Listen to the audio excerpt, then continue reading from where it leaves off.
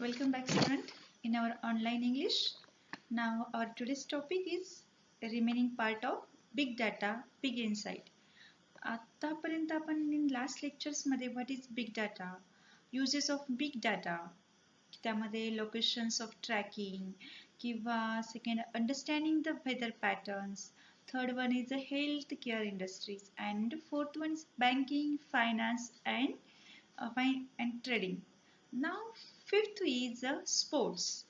When watching a cricket match, in sports मध्ये big data, big insight ने कसं update केले ते बघूया. When watching a cricket match, we are shown so many permutations and combinations of statistical analysis. बघा cricket सामने तर आपण रेग्युलरली बघत असतो. क्रिकेट सामने बघत असताना एक प्लेयर आला तर त्याची पूर्ण हिस्ट्री आलेली असते, म्हणजे त्याचा पूर्ण डेटा सेव्ह असतो. म्हणजे फर्स्ट बॉल प्रत्येक मॅचचा, प्रत्येक प्लेयरच्या प्रत्येक बॉलचा, येणाऱ्या प्रत्येक धावेचा, ते जे रेकॉर्ड आहे, हे जे डेटा आहे, म्हणजे हे फक्त एकाच प्लेयर बद्दल नाही, तर अशा प्रत्येक प्लेयर, जगात असणाऱ्या सगळ्या प्लेयर बद्दल असणारा हा पूर्ण डेटा रेकॉर्ड केलेला असतो. म्हणजे बघा, ही जर तर फक्त आपण क्रिकेट मॅच बद्दल बघतो, इतर तर भरपूर सारे गेम आहेत, भरपूर सारे प्लेयर्स आहेत, स्पोर्ट्समन्स आहेत, यांचा असणारा डेटा. जेव्हा एखादी व्यक्ती ग्राउंडवर उतरलेली असती त्यावेळेस त्या व्यक्तीची पूर्ण हिस्ट्री आपल्या समोर उभी राहते. म्हणजे हा डेटा किती भव्य आहे. म्हणजेच आता सपोज एखाद्या ठिकाणी 50 ओव्हरमध्ये असणाऱ्या व्यक्तींनी, एखाद्या पर्टिक्युलर कोणीही स्पोर्ट्समन असेल, त्याने घेतलेल्या विकेट्स असेल, त्याचा रन रेट असेल, किंवा त्याचा असणारा जो स्कोर आहे, किंवा कुणाची सेंचुरी असेल, हाफ सेंचुरी, किती रनामध्ये किती सेंचुरी, हे सगळं जे रेकॉर्ड आहे ते अप टू डेट लगेच आपल्या समोर उभं राहतं. हेच काय आहे? डेटा. नाव हे स्टॅटिस्टिकली अनालिसिस केलेलं असतं. हे सगळं कॉम्बिनेशन जे आहे, म्हणजे पुष्कळ जी क्रमवारी आहे किंवा ज्यांचं जे कॉम्बिनेशन केलेलं आहे, यामध्ये हे विश्लेषण जे आहे त्याची असणारी आकडेवारी किंवा त्याची असणारी क्रमवारी आणि त्याच्यामध्ये जे कॉम्बिनेशन दाखवलेलं आहे, हे इतकं तंतोतंत असतं, इतकं क्लिअर कट असतं. म्हणजे हा डेटा असा सेव्ह करून ठेवलेला आहे आणि हा खूप ह्यूज प्रमाणामध्ये केलेला असतो. In gigantic data, a gigantic means as a huge, gigantic data has been created over a period of time from the recording of matches, training sessions and workouts. म्हणजे हे सामने, हे प्रशिक्षण सत्र, म्हणजे जे सत्र चालू असतात, मग आता कधी रेकॉर्डिंग चालू, जे रेकॉर्डिंग होतं पूर्ण मॅचचं रेकॉर्डिंग असतं बघा, कित्येक वर्षांपूर्वीच्या मॅचेस दाखवले जातात. त्याचबरोबर जे ट्रेनिंग सेशन असतं, म्हणजे त्यांना असणारं जे ट्रेनिंग चालू असतं त्याचंही रेकॉर्डिंग असतं.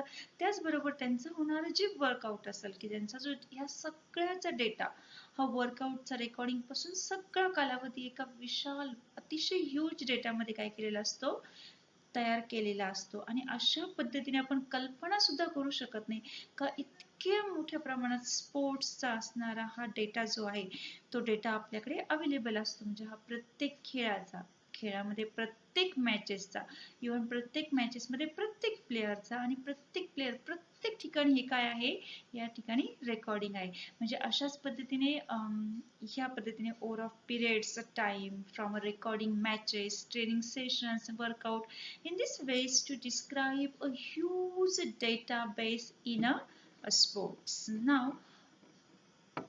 Now पुढे आता जसं डेटाबेस हा जो इतका सेव्ह केलेला आहे, म्हणजे डेटा बिग इनसाइट, हे स्पोर्ट्स मध्ये किती मोठ्या प्रमाणात अपडेट झालेले आहे बघा, की data enables a sport person to study his performance as well as other players worldwide. म्हणजे किती मोठ्या प्रमाणात यूज होतो बघा ह्या डेटाचा. In database collected can help every sports person.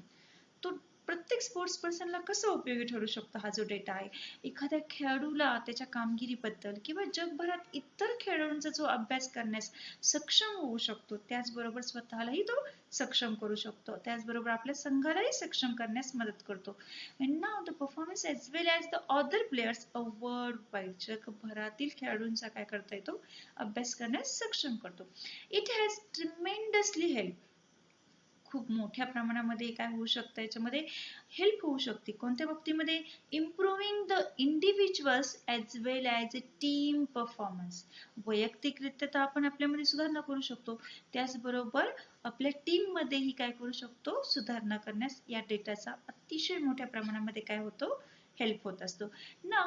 The sensors embedded, आता या ठिकाणी एम्बेडेडचं वर्ड आहे म्हणजे इम्प्लांटेड असं म्हणता येईल, इन द स्पोर्ट्स इक्विपमेंट. आता ज्या पद्धतीने जे स्पोर्ट्स इक्विपमेंट आहे म्हणजे ज्या पद्धतीने आपण स्पोर्ट्ससाठी वापरणारे जे साहित्य असेल किंवा जे उपक्रम आहे, हेल्प अस.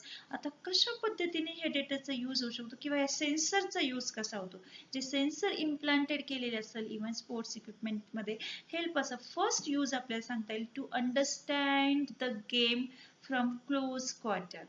म्हणजे हा जो गेम आहे तो अतिशय जवळपासून समजण्यास काय होऊ शकते, मदत होऊ शकते. अशा पद्धतीने हे सेन्सरचा यूज होऊ शकतो. अशाच पद्धतीने या सेन्सरचा आपण दुसरा कोणता यूज सांगू शकतो, the sensor help us to understand the fields condition. बघा, सेकंड यूज कोणता सांगता येईल स्पोर्ट्स मध्ये, हे जे सेन्सर्स आहे, sensor help us to understand, काय समजून घेता येईल, फील्ड्स कंडिशन. म्हणजे त्या ठिकाणी त्या सेन्सरच्या मदतीने आपण काय समजून घेऊ शकतो, मैदानाची असणारी परिस्थिती लक्षात येऊ शकते. त्याचबरोबर अजून सेन्सरचा यूज काय सांगता येईल, the sensor help us the weather condition, असंही म्हणता येऊ शकतं. हवामानाचा अंदाजही खूप महत्वाचा असतो या मॅचेस मध्ये. त्याचबरोबर अजून काय हेल्प होऊ शकते सेन्सर्सची, इंडिव्हिज्युअल परफॉर्मन्सेस, म्हणजे आपली जी वैयक्तिक कामगिरी आहे ती सुद्धा आपल्याला समजून घेण्यामध्ये काय होऊ शकतं, खूप मोठ्या प्रमाणात मदत होऊ शकते. अँड व्हिडिओ ॲनालिटिक, आता अजून एक यूज कोणता सांगता येईल तर तो व्हिडिओ ॲनालिटिक. आता व्हिडिओ ॲनालिटिकचा यूज काय सांगता येईल बघा, हेल्प अस. व्हिडिओ ॲनालिटिक हे कशासाठी युजफुल आहे, it help us to see each and every performance minutely. म्हणजे हे जे व्हिडिओ विश्लेषण आपल्याला म्हणजेच काय म्हणता येईल, व्हिडिओ विश्लेषण म्हणजेच काय, की जे कार्य चालू आहे किंवा जे स्पोर्ट्स चालू आहे तो काय करणं, त्याचं प्रदर्शन करणं किंवा त्याचं ॲनालिसिस करणं, ॲनालिटिक करणं. अशा पद्धतीने हे क्षणिकपणे पाहण्यासाठी सुद्धा काय होऊ शकतं, आपल्याला या व्हिडिओ ॲनालिटिकचा यूज होऊ शकतो आणि ते खूप युजफुल आहे व्हिडिओ ॲनालिटिक. आणि अशा पद्धतीने जे व्हिडिओ ॲनालिटिक चालू असतं त्या व्हिडिओ ॲनालिटिकच्या द्वारे आपण काय करू शकतो, व्हिडिओ ॲनालिटिकचा यूज करून आपल्याला पाहिजे ते आपण बघू शकतो लगेच. ॲडव्हर्टायझिंग, आता नेक्स्ट फील्ड जी आहे, आता स्पोर्ट्स नंतर, आता स्पोर्ट्स मध्ये बघितलं आपण की बिग डेटाचा किती मोठ्या प्रमाणात यूज होतो. त्याच पद्धतीने ॲडव्हर्टायझिंग फील्ड म्हटल्यावरती तर आता आपल्या सर्वांनाच माहिती आहे, advertisers are one of the biggest players in the big data. आता बिग डेटामध्ये सगळ्यात मोठा खेळाडू कोणता असेल तर तो ॲडव्हर्टायझिंग आहे. but be it a Facebook, Google, Twitter or any other online giant. अशाच पद्धतीच्या otherही कंपन्या आहेत की आपल्याला सगळ्यांना माहिती आहे बघा, फेसबुक, गुगल, ट्विटर, ह्या सगळे जे आहेत हे काय करतात, ऑनलाईन किंवा अतिशय दिग्गज अशा कंपन्या असत किंवा यामध्ये सगळ्यात महत्वाचा रोल जो आहे, आता जाहिरात म्हटल्यावरती, ॲडव्हर्टाइज म्हटल्यावरती काय इम्पॉर्टंट आलं की या ठिकाणी जो युजर आहे, all keep track of the user behavior and transactions. या ठिकाणी ॲडव्हर्टायझिंग कसली करायची किंवा ॲडव्हर्टायझिंग करण्यासाठी आधी हे माहिती असायला हवं की युजरचा बिहेवियर किंवा ट्रान्झॅक्शन हे खूप इम्पॉर्टंट आहे. तो जो डेटा आहे, तो डेटा म्हणजे सर्वजण जे वापरकर्ते, जे युजर आहे, त्यांचं बिहेवियर, त्यांची वागणूक किंवा त्यांचं जे ट्रान्झॅक्शन आहे त्याची इन्फॉर्मेशन असणं खूप इम्पॉर्टंट आहे. आणि ते कशाच्या मार्फत मिळतं, या डेटाच्याच मार्फत मिळतं. Then these internet giant provide a great deal of data about people to the advertiser so that they can run targeted campaigns. For example, अशा पद्धतीने या लोकांबद्दल, इंटरनेट हे असं एक साधन आहे, असं एक माध्यम आहे का ह्या दिग्गज जेवढे जाहिरातदार असतात त्या जाहिरातदारांना लोकांबद्दल मोठा डेटा प्रदान करण्याचं काम असतं बघा, जेणेकरून काय करता येतं, असलेलं जे टार्गेट आहे, ज्यांचं जे टार्गेट ठरवलेलं असतं किंवा त्यांची जी मोहीम आहे किंवा जी डील ठरवलेली असते, ग्रेट डील जी असते ती काय होऊ शकते, असाध्य होऊ शकते किंवा ती पूर्णत्वास येऊ शकते. यासाठी फॉर एक्झाम्पल, एकदम simple, take a Facebook for example, here you can target a people base on buying internet, website visits, interest, job roles, demographics and what not. म्हणजेच बघा, जिथे लोकांना त्यांच्या खरेदीच्या आवडीनिवडी किंवा तुम्ही वेबसाईटला दिलेल्या ज्या भीती असेल, तुमची आवड असेल किंवा तुम्ही राहत असलेल्या लोकसंख्येचा असणारा अभ्यास, या सगळ्यांचा, फॉर एक्झाम्पल इथे एक वर्ड आलेला आहे बघा की डेमोग्राफिक्स. याला काय असं म्हणता येईल की एखाद्या ठराविक क्षेत्रामध्ये असणाऱ्या लोकांशी रिलेटेड, म्हणजे a statistical data relating to the given populations and grouping, असं पर्टिक्युलर ग्रुप असतो त्याबद्दल इन्फॉर्मेशन असेल. हा सर्व डेटा जो आहे तो काय करावा लागतो, त्या इंटरनेटच्या माध्यमातून ऍडव्हर्टाइज किंवा जे दिग्गज जाहिरातदार आहे त्यांच्यापर्यंत काय केलं जातं, या डेटाचा अतिशय मोठ्या प्रमाणात यूज होतो. All this data is collected by Facebook algorithms. बघा परत अल्गोरिदम, अल्गोरिदम हा एक टर्म अशी, जसं मी तुम्हाला प्रिव्हियस लेक्चर मध्येही सांगितलं होतं की अल्गोरिदम मुळे काय होतं की आपल्या जे फेवरेट आहे किंवा आपल्याला जे डिमांडेड आहे ते सगळं काय होतं अपवरती येतं. म्हणजेच ते त्याचप्रमाणे सिक्वेन्स लावला जातो की जे मोर इम्पॉर्टंट आहे ते वरती वरती आणि जे लेस इम्पॉर्टंट आहे ते ऑटोमॅटिकली डाऊन होऊन जातं. Using a big data analysis a technique. आता या ठिकाणी सर्व डेटा हा बिग डेटा जो आहे तो अनालिसिस केला जातो. हे टेक्निक आहे, म्हणजे अनालिसिस टेक्निक करायचं म्हणजे विश्लेषणाचं एक तंत्र आहे आणि त्याचा वापर करून काय केलं जातं, फेसबुक अल्गोरिदम हे कलेक्ट करून जातं. आता this same goes for Google. when you target the people based on a click you will get different results. बघा डिफरंट रिझल्ट. आता हे कशावर डिपेंड आहे, जे लक्ष आहे. आता गुगलवरही असंच होतं, जेव्हा क्लिकवर आधारित किंवा इतर लोकांचं जे लक्ष असतं त्याच्यामध्येही भिन्नता आढळते, त्याचेही डिफरंट, त्याचे इफेक्टही वेगवेगळे असतात, डिफरंट रिझल्ट असतात. And when you create a campaign for lead then you will get different result. म्हणजे अशा पद्धतीने काय होऊन जातं, ते भिन्न परिणामही आपल्याला दिसून येतात. Now all this made a possible using a big data. आणि हे सगळं कशामुळे पॉसिबल होऊ शकले किंवा हे सगळं शक्य होण्यासाठी एकमेव कारण आहे तर तो आपला इम्पॉर्टंट असणारा बिग डेटा. हा असं सर्व काही ऍडव्हर्टायझिंग फील्डमध्ये खूप मोठ्या प्रमाणामध्ये वर्चस्व किंवा खूप मोठ्या प्रमाणामध्ये अपडेट केलेला आहे. नाव the next topic is entertainment and media. आता याबद्दल तर तुम्हाला सांगायलाच नको. एंटरटेनमेंट किंवा मीडिया म्हणजे करमणूक किंवा जे माध्यम आहेत त्यामध्ये बिग डेटाचा असणारा जो उपयोग आहे. तर एव्हरी पर्सन, प्रत्येक व्यक्ती हा अँड्रॉइड फोन यूज करतो किंवा वेगवेगळ्या प्रकारचे तुम्ही टॅब यूज करता, लॅपटॉप यूज करता, वेगवेगळ्या प्रकारचे अजून माध्यम आहेत का जे तुम्ही इझिली यूज करता आणि ते एंटरटेनमेंटसाठी, करमणुकीसाठी. In the field of entertainment and media big data focuses on targeting people with the right content at the right time.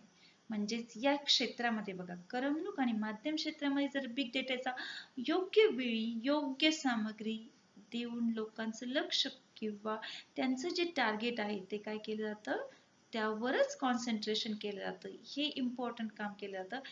अशा पद्धतीने म्हणजे right content at the right time. Based on your past view and your behavior online, you will be shown a different recommendations. बघा आपल्याला शेवटच्या internet search मध्ये आपण काय शोधले, त्यानंतर आपण कित्येक दिवसानंतर परत ओपन केल्यानंतर आपण जे सुरुवातीला शोधलं होतं त्यातल्या बऱ्याचशा गोष्टी परत आपल्याला दिसायला लागतात. म्हणजेच काय की हे ऑनलाईन आपल्या बिहेवियर ऑनलाईन काय करतं, behaviour online will be shown different recommendation.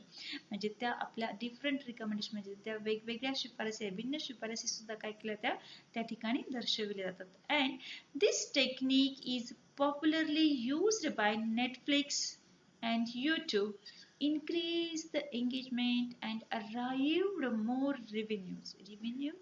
The earning. आता या ठिकाणी आपण बघूया नेटफ्लिक्स, युट्यूब हे अतिशय पॉप्युलर आहे. आता यामध्ये पॉप्युलॅरिटी म्हणण्यापेक्षा आपल्याला असंही सांगता येईल, if any persons has viewed a couple of horror film.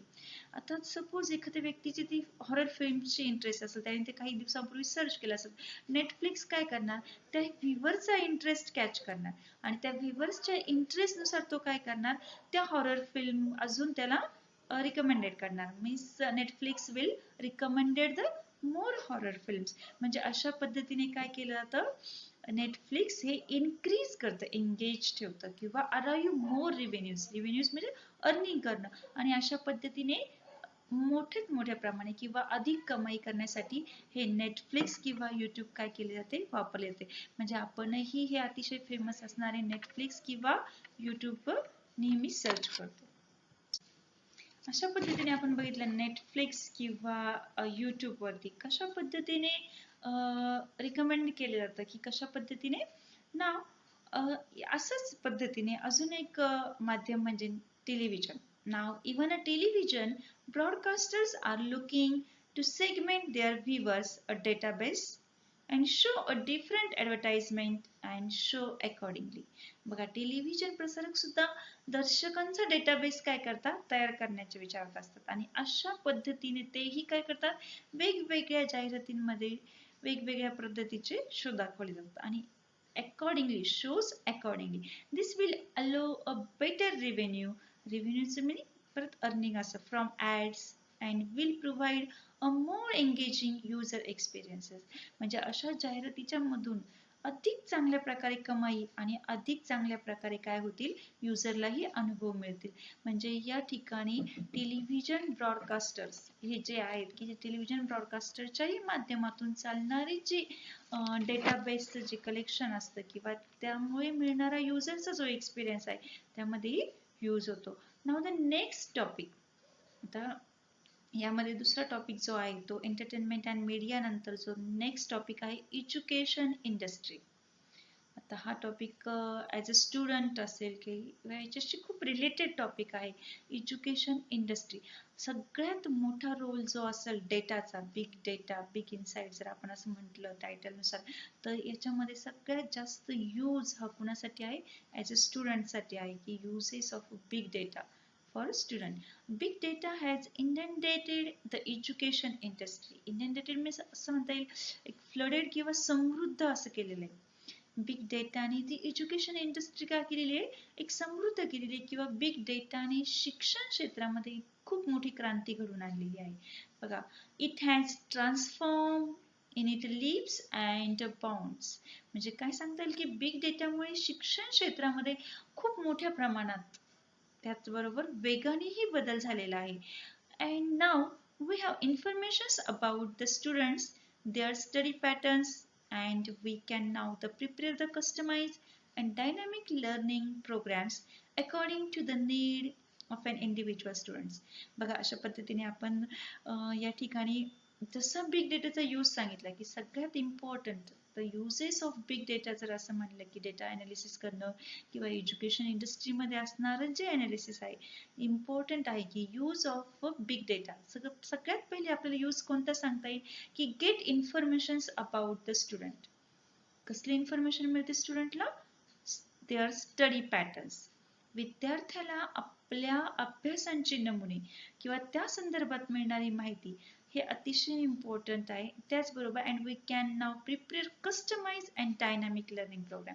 म्हणजे विद्यार्थ्याला त्याच्या पद्धतीने त्याला सुटेबल असं कस्टमाइज, अतिशय परफेक्ट अँड डायनामिक म्हणजे गतिशील असं शिक्षण किंवा त्याबद्दल शिक्षण प्रोग्राम हे राबवले जाणं हे खूप गरजेचं आहे. आणि तेही कसे, प्रत्येक इंडिव्हिज्युअल स्टुडंट्स, प्रत्येक विद्यार्थ्याच्या गरजेप्रमाणे त्याला सुटेबल असेल असं शिक्षण देणं. कारण प्रत्येकाच्या चॉईसेस ह्या, प्रत्येकाच्या ॲबिलिटीज ह्या डिफरंट असतात.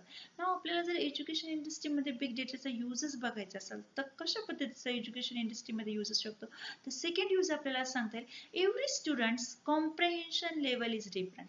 आता बघा, प्रत्येक विद्यार्थ्याची ही काय आहे, डिफरंट कॉम्प्रेहेन्शन लेवल आहे. आता अंडरस्टँडिंग ही प्रत्येकाची इंडिव्हिज्युअल असते. The course material can now be a design category to different requirements of the student. म्हणजे प्रत्येक विद्यार्थ्याची आकलनशक्ती ही वेगळी असते आणि प्रत्येक विद्यार्थ्याच्या विविध आवश्यकता, डिफरंट चॉईसेस, त्याच्या असणारे डिफरंट डिमांड्स जे आहेत त्यानुसार, रिक्वायरमेंटनुसार, विद्यार्थ्याच्या रिक्वायरमेंटनुसार काय केलं जावं, हा सिलेबस किंवा ही काठिण्य पातळी डिझाईन केली जावी आणि अशा पद्धतीने डेटाबेसचा स्टुडंटला यूज होऊ शकतो. नाव आता जर student big data makes a convenient to understand. आता सगळ्यात कन्व्हिनियंट काय म्हणजे विद्यार्थ्याच्या ज्या आवडी-निवडी आहेत देअर चॉईसेस. आता थर्ड यूज सांगता येईल आपल्याला बिग डेटाचा. स्टुडंट्स यूज थर्ड यूज काय म्हणता येईल student choices their difficulties results etc. अशा पद्धतीने आपल्याला थर्ड यूज सांगता येईल की विद्यार्थ्यांच्या असणाऱ्या चॉईसेस त्याचबरोबर त्यांच्या असणाऱ्या difficulties आणि त्याच्यावर असणारे त्यांचे results. Big data makes it convenient to understand their choices, their difficulties, informations regarding the various courses and their specialties. We also have access to the results from student available म्हणजे अशा पद्धतीने third uses मध्ये आपल्याला सांगता येईल की स्टुडंटच्या difficulties त्यांचे असणाऱ्या त्यामध्ये असणारे चॉईसेस त्यांचे रिझल्ट्स हे अवेलेबल असणं. नाव नेक्स्ट वन की from the results we can gauge means इथे जजमेंट असंही मिनिंग होऊ शकतं. The progress of the students understand his strength. बघा हा फोर्थ यूजही होऊ शकतो की स्ट्रेंथन्स अँड वीकनेसेस की gauge guidance while a choosing career की विद्यार्थ्याला आपल्या स्ट्रेंथन्सनुसार म्हणजे आपल्या मध्ये असणारा कॅपेबिलिटीज किंवा आपल्यामध्ये असणारे जे विकनेसेस आहे त्याच्यानुसार त्यांना गायडन्स मिळायला हवं चूजिंग करिअरमध्ये. This will also help a guiding the students regarding the best career for him based on his mental makeup and abilities म्हणजे जी मानसिक जडणघडण आहे त्यांच्यामध्ये असणारी जी क्षमता आहे त्या क्षमताच्या आधारे काय व्हायला हवं विद्यार्थ्यांना करिअरमध्ये मार्गदर्शन मिळायला हवं आणि यासाठी डेटा हा अतिशय युजफुल होऊ शकतो आणि ह्या डेटाच्याच माध्यमातून विद्यार्थ्यांना हे सगळं मार्गदर्शन मिळू शकतो. अँड इन अजून आपण असं सांगू शकतो की and in depth of study all this would definitely give a new insight into the education industry and help in the improving the operational effectiveness and working of educational industries. म्हणजे सर्वात सखोल असा अभ्यास केला तर हे डेफिनेट आहे का शिक्षण क्षेत्रामध्ये किंवा एज्युकेशनल इंडस्ट्रीमध्ये एक नवीन अंतर्दृष्टी प्राप्त झाली. बघा शैक्षणिक संस्थांचे कार्यकारी परिणामकारक किंवा ज्या कार्यक्षमता जे इफेक्टिव्हनेस आलेला आहे त्याच्यामध्ये किंवा जी वर्किंग एज्युकेशन इन्स्टिट्यूट मध्ये झालेली जी चेंजेस आहे जी सुधारणा झालेली आहे त्याचे इफेक्ट किंवा जी कार्यक्षमता वाढलेली आहे त्याचे इफेक्ट हे कशामुळे दिसत आहे बिग डेटा किंवा या डेटामुळेच हे इफेक्टनेस दिसत आहे. नाव this would in general enhance progress of all the students. Big data has provided a solution to one of the biggest pitfall in the education industries, that is one size fit all. बघा आता मुलं scope कुठे आहे किंवा friend circle इकडे चाललं म्हणून आपणही तिकडे जायचं अशा काही काही वेगळ्या गोष्टीमुळे मुलं काय होतात की त्यांचं करिअर ते लॉस मध्ये जातात किंवा त्यांना डेटा हा या ठिकाणी युजफुल ठरू शकतो.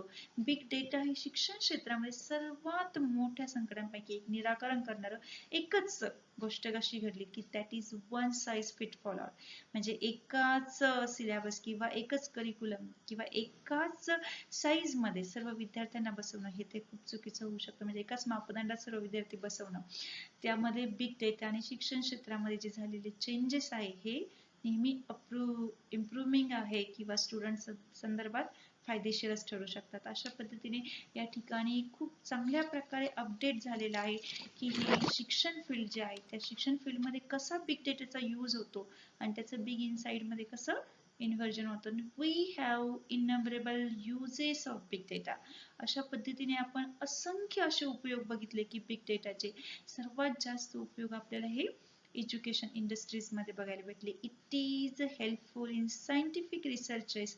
बघा अजून जर युजफुल आपण कशामध्ये हेल्पफुल होऊ शकतं हे वैज्ञानिक संशोधन असेल सायंटिफिक रिसर्चेस त्याचबद्दल अंडरस्टँडिंग अ जिओग्राफिकल काही भौगोलिक घटना समजून घेण्यामध्ये युजफुल होऊ शकतात.